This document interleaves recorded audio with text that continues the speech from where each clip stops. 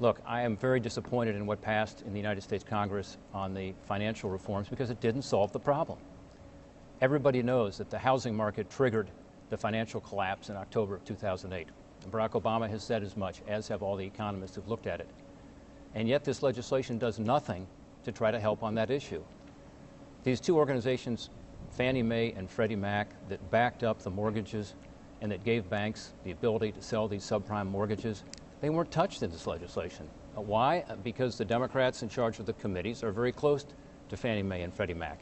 Now, my understanding is that we taxpayers have already spent over $200 billion shoring up these entities, and yet there were no reforms at all in there.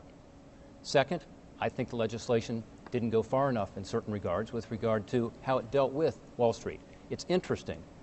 The big Wall Street firms, including Goldman Sachs, strongly supported the legislation that Lee Fisher supported.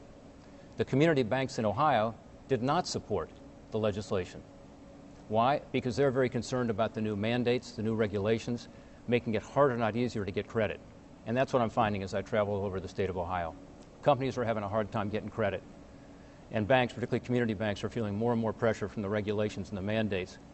I was at a company today where a guy said, look, I've made my payments on a regular basis. We've got a decent business plan going forward. We'd like to expand. We could actually try to create some more jobs here, but I can't get a loan. We need to be sure that when we're talking about regulations, that we're focused on how to create jobs in Ohio. And that means being sure that the community banks in Ohio have the ability to make a loan. Lee Fisher supports this big fund he talked about earlier to actually have the government buy the stock of banks. This is like a mini TARP.